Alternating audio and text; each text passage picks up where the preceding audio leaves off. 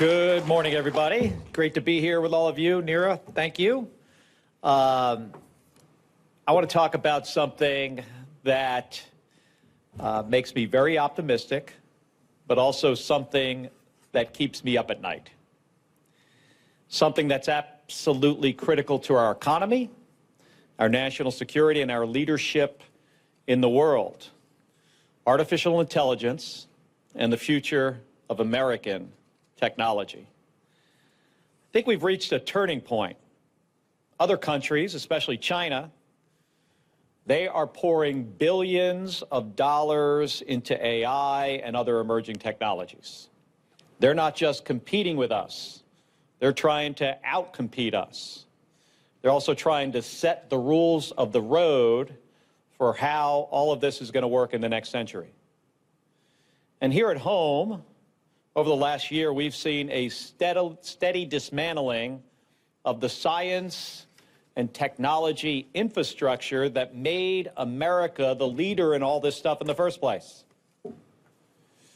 Research budgets have been slashed, projects have been frozen, agencies like NASA, where I spent 15 years, and the National Science Foundation, they've been weakened by this administration.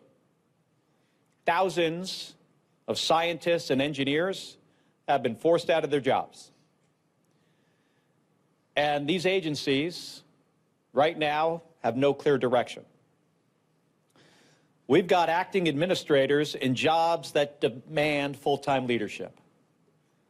We've got layoffs at NASA, and major space programs are being cut. 25% budget cut proposed by this administration that would bring the federal investment in fundamental science and space to its lowest level since 1961. Remember what happened in 1961? That's right before President Kennedy put us on a path to go into the moon. That's not how you lead. That's how you lose ground. But here's the good news. We all know how to fix this, and I've got a plan to do it. My roadmap, AI for America, identifies policy gaps and provides recommendations on how to ensure we continue to lead in artificial intelligence. And do it in a way that creates opportunity, protects workers, and strengthens our economy. So my office and we spent months with labor leaders, with tech experts, the AI industry, with local governments, with CEOs, with universities and nonprofits to figure all this out. And our plan starts with the AI Horizon Fund, which is a strategic investment in workers and community infrastructure to keep America ahead in AI.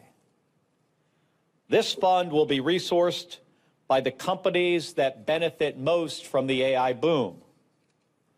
It will support American universities, startups, public-private partnerships that we will need to do the highest impact work in AI. The kind that might not pay off next quarter, but could redefine the next generation. It will support our workforce, because leadership in AI doesn't mean much if we do not have Americans that are trained and ready to leverage this technology. My roadmap calls for major investments in apprenticeships, community colleges, STEM education, and workforce transition programs, so workers can get the skills they need and have good jobs that will stay right here at home.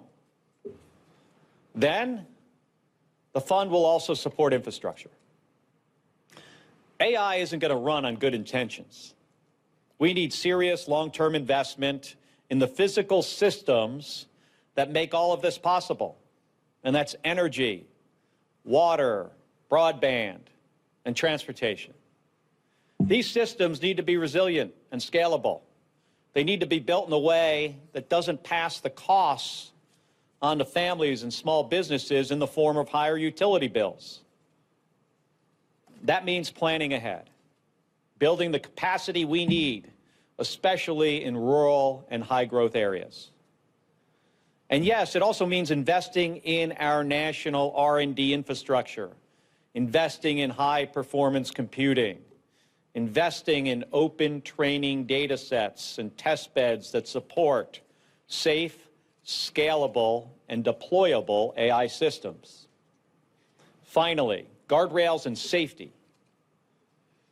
We need clear, enforceable standards to make sure AI respects civil rights, protects privacy, and doesn't leave people behind. That includes strong transparency requirements, accountability mechanisms, and international coordination so that our values, not those of some authoritarian regime out there, our values shape the future of this technology. This is an actionable strategy with the resources and vision to make sure that we stay ahead. It's about competing from a position of strength. It's about making sure Americans benefit from AI, but not just the biggest corporations, like real people benefit from this. And not only in the richest zip codes, but everywhere across the country. My proposal here is, it's just meant to be the start of a conversation, not the end. And I'm listening and discussing different perspectives to move this forward, to get people to back the AI Horizon Fund, to get people to understand that we have to strengthen our workforce, we have to strengthen our infrastructure, and we have to support smart, responsible laws that keep this technology safe and true to our values. Because American leadership, it doesn't happen by accident. It takes planning, it takes investment, it takes commitment, and it takes action. So let's get to work on this. Thank you for having me come by to discuss this, and I look forward to our conversation. Thank you.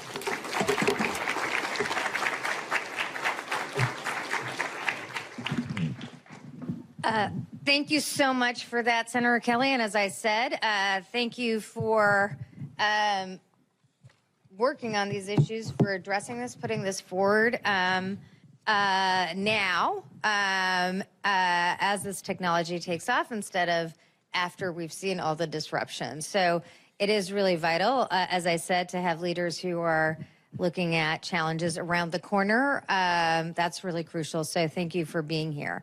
I think I would just, I will definitely have a series of questions around AI, but I think I'd be remiss if I didn't ask you at least a question or two about the last couple of weeks. Well, what happened? That is a good question. What did happen? I can tell you what happened is not what I expected to happen. Yeah, I guess I would just ask you first, you know, I guess from my reading of events and just casually reading the news, you and some other former military leaders talked about basic American law in a PSA. And then you were attacked relatively viciously. And then we learned— Can it be more vicious? Execute them. Hang them. Yeah, it's pretty high. I mean, low bar here, but yes. And then we've learned over the last week a lot of really searing details about the possible illegal actions by possibly the Secretary of Defense or others in violating military law. So I guess I'd ask you just, you know, to talk through, you know, your experience over the last couple of weeks, and just the fact that just after this attack on you, we learned facts that confirmed essentially the gist of what you were saying. At least, you know, makes the justification obvious why we said it, right? We know who Donald Trump is. Yeah. We've known that for a long time. When you consider the things that this president has said in the past, about, in 2016, he talked about how he wanted the military to kill the families of terrorists. Families. That means kids, women and children. And he was told on a debate stage, the U.S. military would not do that. That would be illegal. He said, the military will not refuse my orders. He has talked about shooting protesters in the legs. Clearly an example of something that would be American protesters in the legs, clearly an example of something that would be unlawful to give the military that order. Fortunately, at the time, Mark Esper was like, we can't do that. He's also talked about sending U.S. troops into cities and using those cities as training grounds. What that means is American citizens would be used for the military to train on. You combine that with a Secretary of Defense who is by far the most unqualified SecDef this country has ever seen, who runs around on a stage talking about hunting and killing people and lethality and warrior ethos. We've never heard words like that out of a Secretary of Defense before. So we were concerned. And we just said something very simple and basic. Follow the law. That's not so basic for and this Donald president. Trump says, kill them, which we were not expecting. Yeah. The reaction I was expecting even from this president, if he said anything, he would have said 2 words, of course. But he didn't. And now he wants to prosecute me under the Uniform Code of Military Justice, FBI, all that. He's trying to silence us. He's trying to silence me. He didn't like what I said. He wants me to shut up. But he picked the wrong guy to go after, because that ain't happening.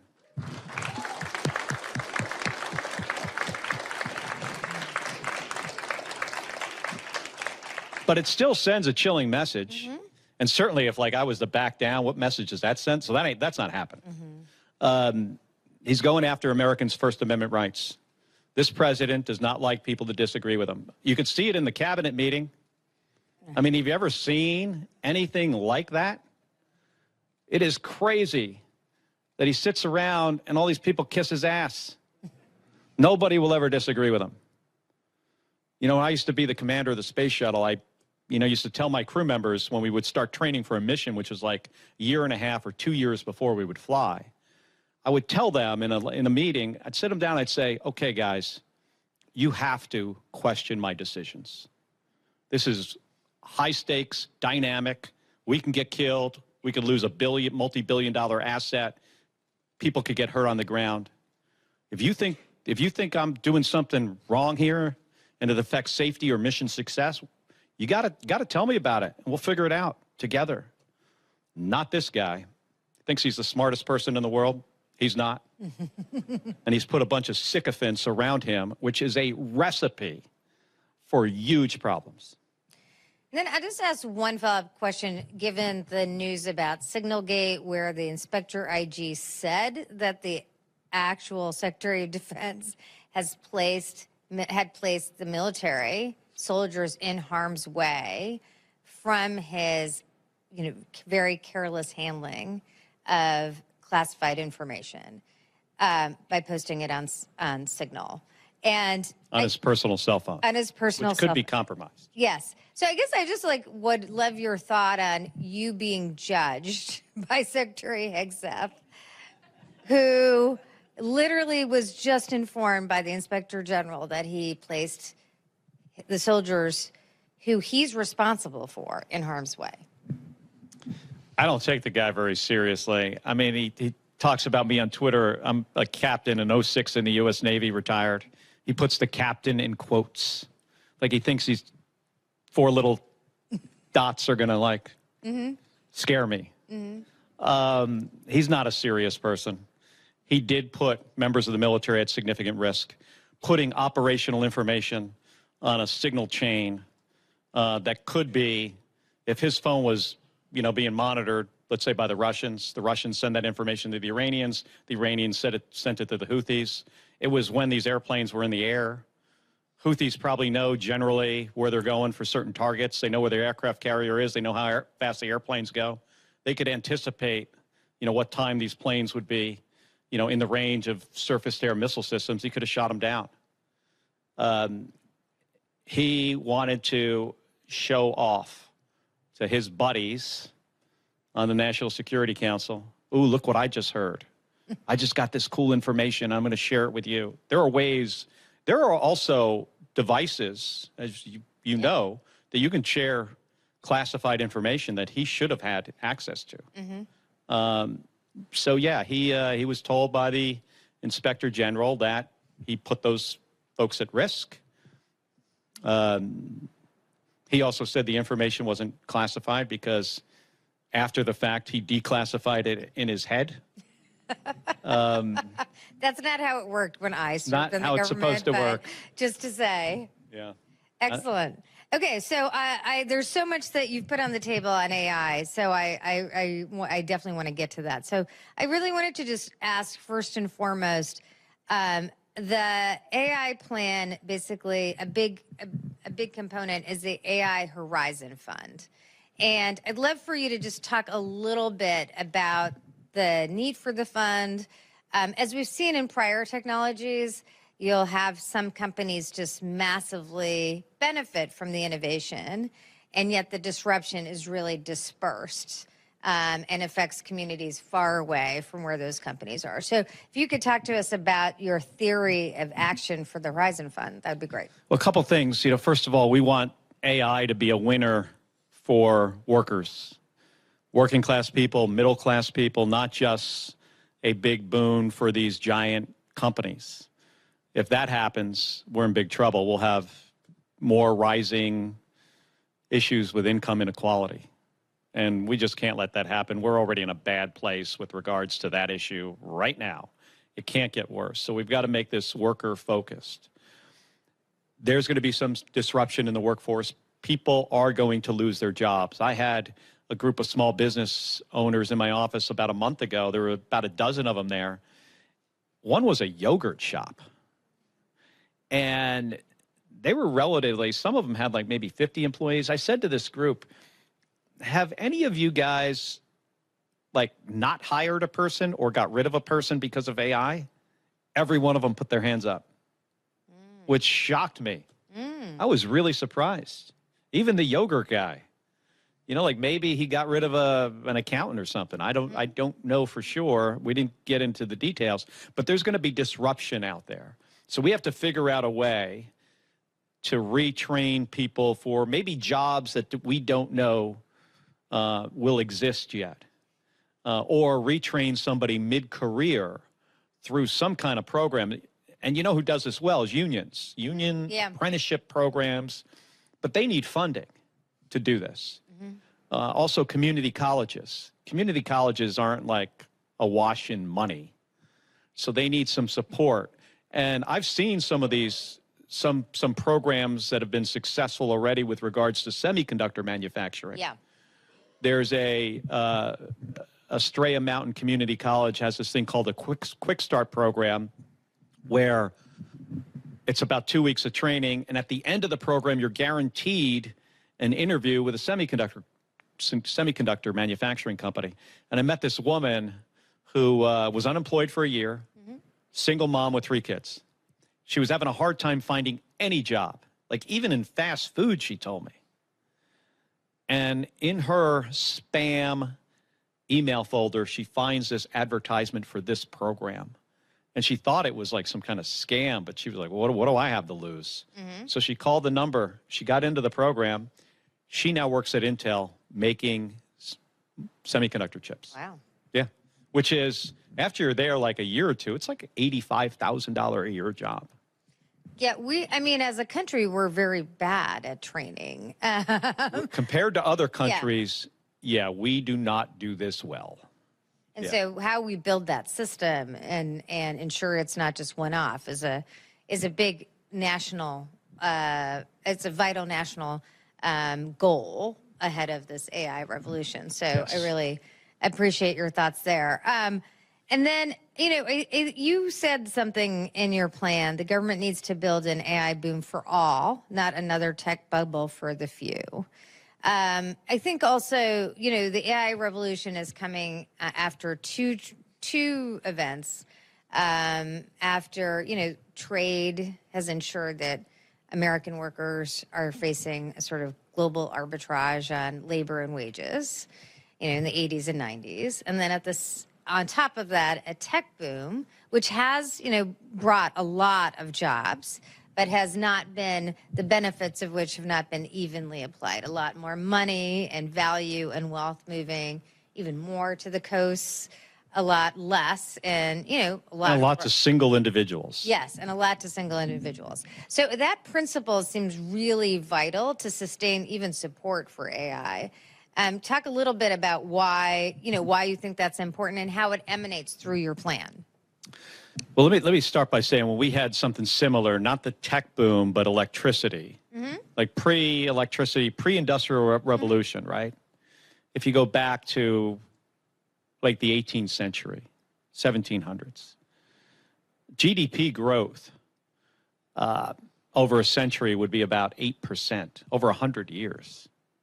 If you go after that, happened very quickly. In 100 years, it was like 350%. We could see the same kind of acceleration. Some people say we could go, I don't believe this, and I've talked to economists that say this is a bunch of crap. But there are other economists that say we could see GDP growth of like 20% a year. I do not. I think that is not possible. It's kind of crazy. And that presents tremendous challenges. But also, if you think about like how wealthy some individuals have become because of the tech boom, if you take the wealthiest person in the country during the Reagan administration and you fast forward them to today, obviously with the inflation built into that valuation of their net worth, they'd be worth, the richest person in the country would be worth $15 billion. I mean, how many people do we have worth more than $100 billion? Or there are people, worth more than $250 billion and more than $400 billion. Someone's getting a payout for $1 trillion. For $1 trillion. But only if he deploys 1 million robots. Yeah. Now, I do like the idea of like, this kind of technology. I'm really into like innovation. And I think this could be a big winner for all of us in like material science and fundamental chemistry and medicine, and we can cure diseases. But we can also really screw this up, like in a big way. I mean, we've done that before. We're actually pretty good at that. Social media is a perfect example. Yeah, great example. The Australians announced today that they're going to ban social media, ban it for the younger teenagers. Yep. I don't know at what age. So we've got to come up with I wanted to come up with a plan that would address some issues, the workers, to make this focused on the workforce and middle-class people so they benefit, and not just workers in California and New York, but all across the country. It's going to be a challenge to do that, but then we have to get to the infrastructure, issues as well, because, and I could tell you a couple stories here, we really have to figure this out, and I do worry that if we don't, we're going to have like a movement against data centers. And we need these data centers if AI is going to be successful. And we need AI to be successful not only for the promises that we could get out of it and the technology we could get out of it, we also need it to be successful because of the amount of money that's already been invested in it. And if there's a big bubble and that bubble bursts in a really bad way, it's going to be harmful to the broader economy. It might make like the downturn in 2008 look like a party. Yeah, let me follow up on data centers in particular, right? So I think one of the whole issues on data centers is, which you definitely address, is the data center, you need a massive infusion of energy in order to fund AI. And if you just have the data centers out there, essentially what that means is that like the average consumer, companies, other companies are just paying higher rates because of the big demand. On the other side of this, the Chinese can build energy faster than we can. And in fact, they're investing a lot more in renewables at a time where the current administration is basically assaulting renewables. Another way in which, another policy that doesn't really make sense as you're seeing utility rate increases. So I think the question is that a lot of political leaders are grappling with, and I'd just love to talk about more, how do we have a fair system in which the average consumer is not basically, in a way, subsidizing the AI companies through how much they're paying extra for energy? And again, the AI companies are able to attract, these are like the highest market cap companies in the world. So it does seem a little unfair that your average working person in America is paying more for utilities because of their bans. So I had a data center CEO in my office maybe about a month ago or so, and he was trying to add a data center in Maricopa County, and he approached one of the two big utilities. There's SRP and APS, and said, hey, I want to put this data center in, and this is the amount of power it needs. And they said to him, well, for us to add that capacity and that infrastructure required to hook you up and be able to deliver that power, it's going to cost $600 million. And the way he said it, I thought, he could like afford that. And I said, so you're going to do that? And he said, absolutely not. He's not going to be able to. If the way this typically works is the utility would pay the $600 million, they would raise people's rates immediately to be able to fund that infrastructure improvement. So everybody's rates would go up. And then over time, when that, that data center would be paying the power bill. So I don't know what's going to happen with that data center. Is it going to go somewhere else, or is it not going to be built at all? We need it to be built somewhere, but we don't want homeowners and small businesses, especially people on fixed incomes. We already have a problem in Phoenix in the summer where seniors on fixed incomes turn their air conditioning off and then wind up in the emergency room because they can't afford to cool their homes. So one of the things we could do is through the AI Horizon Fund, we'll have the resources. If companies are willing to chip in over time, we could have the resources to add more power to the grid and build the distribution system that we will need. We would also like to see these data centers be a net positive for the grid. If they added battery capacity, let's say, and some renewable energy. Now, the renewable energy is, as you say, I mean, it's under attack by this administration. For some reason, Donald Trump's got this thing about windmills. Probably has to do with his golf course in Scotland and that fight he was in over the offshore windmills. But he's attacking, he's like Don Quixote with the attacking the windmill. And solar. Yeah. Do you guys know this? Like 90% of the energy we have added to the grid, Julian, it's 90, right? Over the last 2 or 3 years, it's solar, wind, and hydroelectric. 90%. And Donald Trump made it harder to permit solar and wind projects when they have a federal nexus to them. Made it harder for us to add the energy that we've already been adding.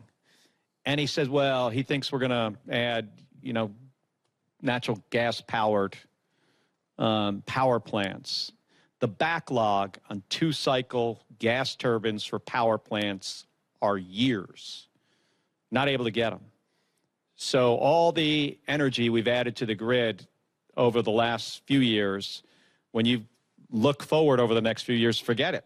We're not going to be able to do it until this guy gets out of office and we get some sensible energy policy back in the White House. So we got that challenge. It's a big challenge. And just on both those utilities, and I'll finish up there, APS and SRP in Maricopa County, each of them have a piece of paper with all the customers that have contacted them that say, hey, in the coming 2, 3, 4, 5 years, we want to build this data center or this plant, and the amount of energy the amount of power that adds up to is 16 gigawatts in Maricopa County. Maricopa County already today just happens to provide 16 gigawatts of power. So they have to double it in 5 years when it took APS 130-something years to get here. Yeah. Not going to be able to do it, but at least we want to be able to have a chance of getting close. Great. I'm going to turn to audience questions in 1 minute. I just have one last question here, so just get your questions ready. And as a reminder, when we call on you, please say who you are and if you're affiliated with an organization, and please try to make it a question. I'm a good enforcer of that. We talked a little bit about workers, and I wanted to bring it back to workers. Just yesterday, we saw, at least in the ADP data, that in the private sector jobs, we've actually seen declines. We'll say in the previous administration, we were never seeing a job decline month to month. And now we are seeing 3 in the last 4 months data that there is actual job declines. I think there's a lot of open questions of how much AI is impacting jobs already. But at least initial stages, there seems to be good indications that at least for people exiting college, and coming into the workforce for the first time, they are seeing they're bearing the biggest brunt. So as you're thinking about training models, how are you thinking about that specific problem? People who are coming out of college, looking for jobs. People will still need those employees later on, second, third year when they have judgment, and AI can't really replace all that training. But how are you seeing that differential? And is it making you think, how is it shaping your plans? Well, there are a lot of jobs available, and we don't have the workers to do them right now. So that number did not have to be that way if we had the training in place to give people the right skills for the jobs that are currently available, like electricians. I don't know, across the country, there are thousands and thousands of jobs available for people who are qualified to build things like data centers and semiconductor plants. Even some white-collar jobs like in cybersecurity. So if we've got to be pretty dynamic about this. We've got to have the right data. This administration's not been good in getting accurate data. They actually fire the people that do those jobs. But if we have the right data and we have a dynamic way of doing workforce training, and we can also communicate a message to young people especially, but also people in mid-career that might be displaced, these are the kind of careers you need to be going into, we could reverse that number, I think, relatively quickly, because there are a lot of jobs available somebody needs a job right now, go move to Phoenix and start making semiconductors. Really, there are job openings there today, or anything in, union apprenticeships if you're, good working with your hands or you want to do something like that. And so it's just matching the jobs available, with the people who are looking for jobs and making sure they have the training to do those jobs. Yeah, in our country, what distinguishes us from many others that handle this better is that we leave it up to the worker to bear the burden of training themselves. And so we really can't just pick up and move to Phoenix. But if there was training where you were, where you didn't have to put out all the money because it was a partnership between business and government, then it would make it easier for people to manage these transitions. I think some countries have programs where if you lose your job, you go to the unemployment office and then they immediately send you to some training program. That's actually good. Yeah, where there's a job on the other end of the training program. It's like just a pipeline. You lost this job, we're going to get you into another one rather quickly. Yeah. Great. All right. Questions from the audience over here. And again, just say your name and if you're with an organization. Thank you. Abay Katoch, formerly Liberal Party of Canada, now Federation of American Scientists. We've seen a lot of proposals from Representatives Ted Lieu, Bill Foster, regarding federal legislation on AI. And then we've also seen the Trump administration try and push preemption of state AI laws in things like the NDAA and other sort of bills as well. I'm curious what you think whether federal legislation on AI exists. Your opinion on state preemption of AI laws. Do you think that might be a good thing, bad thing? You mean whether it exists right now? Should we preempt? Yeah, Or should it be possible for the federal government to preempt state laws? Is that what you're asking? In the event that federal legislation on AI laws exists, like Ted Lieu's proposal, do you think we should preempt? Yeah, I think generally, if you have a federal law that really, really strongly addresses issues, I think the states should follow those laws. Right now, we don't have that. And I think it's up to the states to be able to protect their citizens in those states, state legislatures and the governor, when they see that there's a problem, it's not only their right, it's their responsibility to be able to protect their citizens from bad stuff happening to them. Think about, the problems we have right now. I sit on I'm on the Armed Services Committee, the Intelligence Committee, the Environment and Public Works Committee. I'm also on the Special Committee on Aging. And the amount of scams against seniors, it is depressing. And it's shocking at how many billions of dollars folks often on a fixed income are losing to scams.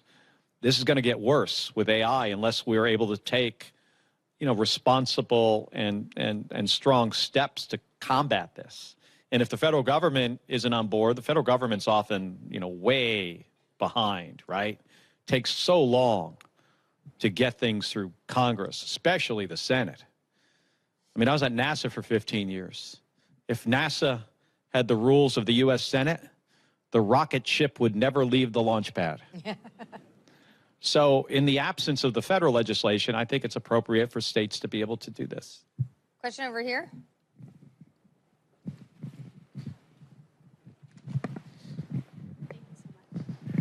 Hi, I'm Catherine Cheney. I work with DevX, and we're a media company focused on global development, which it's been a tough year for that sector, as you can imagine.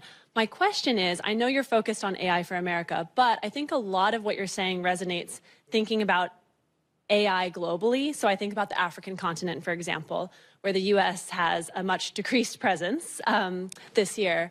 And in the absence of the U.S. presence there, there's a lot of AI infrastructure going in. Others are kind of setting the terms in terms of AI values. You mentioned China, for example. So I wonder if you have a thought on the U.S.'s role in AI globally, including in places like Africa, or is that just kind of a pick your battles moment right now and we're focusing on AI in America? No, I think we not only do we, have a role, we should be taking steps to making sure that the standards of this industry are based on our standards and our values. And if we completely abandon places like Africa, which, by the way, is the only place in the world right now that has, positive growth in the number of people, we're going to be left behind. And the Chinese are very willing to try to compete with us in Africa and other places, and cutting programs that brought us such goodwill, like food assistance for starving countries and things like PEPFAR, helping, countries deal with HIV and AIDS. Those were, really powerful and beneficial programs, not just to those African nations, but to us. And abandoning those programs just, knocks us back a couple notches in leadership in the world. So we got to right that ship. At the same time, we need to partner with other nations. So we're the ones that build the framework for how this industry is going to exist across the globe, because if we don't do it, we know who is, and that's not going to be beneficial to us. Do we have an online question? Yes, this one is from Jim online. Senator, as a military man, do you see a threat to from AI to world peace by giving the world's military so much power? And how would you think about that? Well, AI, I mean, we could have a whole nother one of these. You know, we could do a couple hours on how AI is going to integrate into the military. It already is. And we've got some, you know, ethical, moral things to figure out, rules of engagement. By the way, again, back to the Secretary of Defense who wants to throw out rules of engagement. Doesn't seem to care so much about the rule of law. This gets more complicated when you start integrating artificial intelligence systems into weapon systems, into the kill chain. We're seeing some of this in Ukraine already, where the battlefield innovation is on steroids, and the innovation cycle is happening very quickly, especially with regards to FPV, first-person view drones. You're going to see artificial intelligence being integrated into those systems here very soon. Our going-in proposition in this, and I really believe this, that we do not want essentially robots, artificial intelligence to be making the decision to kill people, and then all the way through the kill chain to the time the weapon is launched, to the time it hits the target, there's no human in the loop. That's not the direction I think we should go. There will be some resistance to that, especially as our adversaries build those kind of systems. And they could even decide to put this into the National Command Authority for their nuclear weapons and, you know, start going down that route. That causes me tremendous amount of concern. The Russians used to actually have a system that wasn't AI. I mean, it was way before AI, but it was basically a dead man switch that if the communication stopped between the silo and the National Command Authority, the ICBMs would launch against us.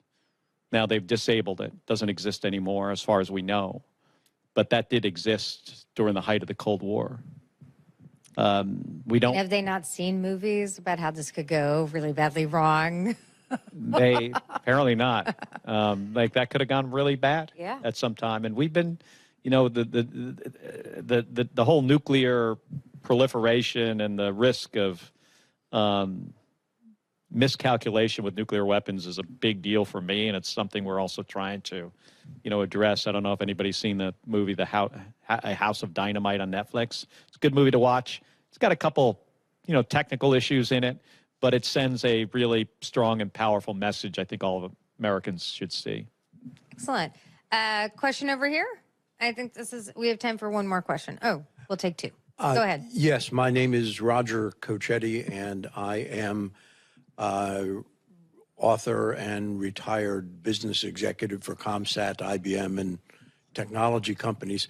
Because you're one of those rare people who has an expertise at the intersection of technology, national security, and public policy, my question lies at the intersection of those three. Everyone recognizes that electric power is a key obstacle to the growth of data centers. And there's lots of different ideas thrown out, but I'd like to ask about one that you might be able to explain, and that is, we've had small nuclear reactors virtually for my entire life. They're put on submarines that, you know, house people right next door to them. Why is it not feasible to simply tell whoever manufactures the nuclear power plants for submarines, give us another 300 of those and we'll put one at each data center, and boom, the problem is solved. If it can power a nuclear submarine, why can't it power a data center? And I'm sure it's more complicated than that, but if you could explain that or your own views on that, it would be helpful. Thank you. I would say for the reactors that we actually have on submarines and aircraft carriers, that design, I think it's rather crew intensive, and you need a lot of folks monitoring it. We have these small modular reactors that are also nuclear reactors that use different kinds of technology that require fewer people, that are safer, that are in a lot of ways perfect for this application. There are two, right, Julian? There's two that are licensed in the U.S., two SMRs that are currently licensed in the U.S., and I think you're going to start seeing this. We need to get other designs licensed. There are companies out there that have, other ways to do this. There are some operational SMRs, not in the United States. I think maybe in Canada there's one, in China. China, Russia have some. We're going to see them here. And then you can put the power behind the meter. Doesn't even affect the grid or the demand. One problem we do have in getting more of these licensed is, getting them through the process at the Nuclear Regulatory Commission. They're understaffed. I don't know how much they were doged here, but they have been understaffed, and they have to often make decisions. Do we want to do the permitting process for the big, giant, huge megawatts, something like Palo Verde or like a nuclear power plant, or do we focus on the SMRs? I've been trying to get them to do both, because I think we do need both. We have another online question. This is from Bill online. Senator, he asked, the United States is suffering a brain drain of scientists and researchers at universities because of the Trump administration's proposed cuts in fundings for NIH and NSF. How can Congress protect the next generation of young scientists from these reductions in funding for basic science? Well, we can just, tell Donald Trump he's not getting his budget that he wants. How ridiculous. I think this president thinks that we have the world's largest economy ever because of real estate developers. It's not. It's because of science.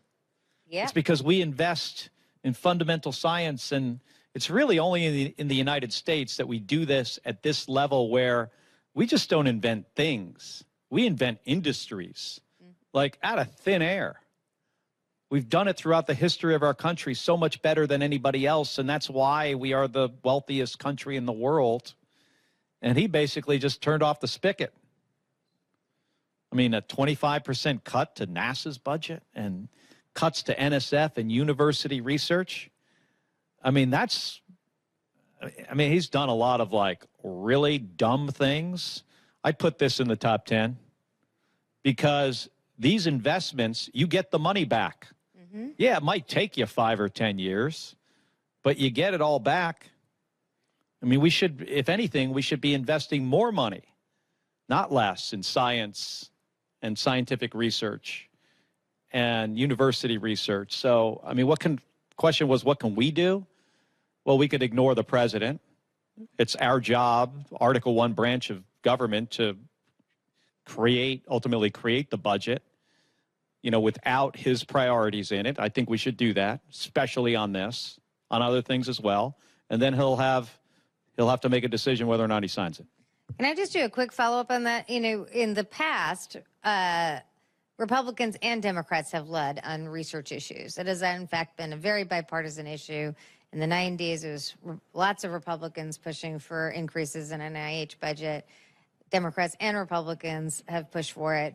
As a leader on this issue, where are Republicans on this? You could ask that on every issue. I don't know. Maybe they feel like if they say, we don't support your cuts to science, the president will respond with, I'll execute you. Yeah. It's pretty simple. Yeah. I said, follow the law. He said, hang them. Mm-hmm. They're afraid of him. Yeah.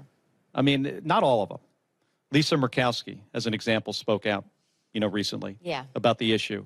But when you have a president that is threatening members of Congress with their lives, it's hard for most of them to stand up to the guy and say, I don't like your thing. Mm-hmm. This is the wrong approach.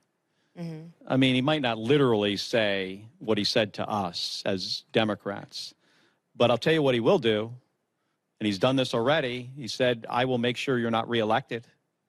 Mm-hmm. He will aggressively come after their job. He'll come after stuff in their districts or their states. He has shown a pattern of retribution unlike any other president we've ever had. And he has stepped over a line that should never be crossed. I guess I just ask, when this Congress has less power because of the president, when the Congress has less appropriating power, when it's voting less, it doesn't. what is the point of the job for the Republican senators who are just like, I will just ignore the Constitution because of a primary threat? Yeah, I mean, I think the point of the job for us, Yeah. even rises to like even a heightened level to try to, push back and make sure and hold them accountable. And I'm going to continue to do that. For them, it gets like less significant because they're just going to, follow along like sheep. Yeah. It's kind of embarrassing. So I don't know. That's a question you got to ask them. Yeah. Well, when they come in the Path Forward series, I definitely They will come do here that. Our last question right here. Sorry, we're just wait for the thing. Just sure. so because the cameras. Eddie Ayub at Barnes & Thornburg. No affiliation, just part of my firm's AI working group because of this future. And Senator, I was going to say, when I saw you yesterday, I did not know I was going to be here, or else I would have asked this question. You mentioned guardrails and operating within our values and ethics. How do you enforce that? And then, because we're living in such a multinational, global economy, you're going to have these companies operating both in the United States and outside the United States. So do you envision a mechanism where if you follow the rules in the United States, you have to follow the rules elsewhere? There's a lot of companies who operate in democracies and a lot of companies who operate in not democracies, not even whether our allies or otherwise. So how do you enforce that? And then how do you deal with this transnational issue of multiple jurisdictions and multiple legalities and legal systems and what have you? Well, I think if we stay the leader in this technology and all the best chips are made here and we share some of these chips with our allies, we shouldn't share them with their adversaries like China. I don't think that's a good idea. But if we make if we create the rules, maybe we can get our allies to work within the system that we have and we've created. I think we'll have leverage there. I hope we do. But that's a really good question, Eddie, and I think it's something that I'm going to talk to my folks about, maybe as we expand this, plan here, which I have right in here, as we expand this plan, we will, have to incorporate new ideas. So thank you. Thank you so much, Senator Kelly. I really appreciate this really robust conversation. It does tell us how much interest there is in AI. And I want to say again how thankful we are for you sharing thoughts and really leadership on these issues before they, create a lot more harms. And that you're absolutely right that we can avoid a lot of the pitfalls if we actually show leadership. Now, that might not come from the White House for a few years, but hopefully it will eventually come. And I just, again, want to finally say how grateful we are for you, really standing up for the Constitution and, the separation of powers and actually just what it means to be an American. So thank you. Thank you.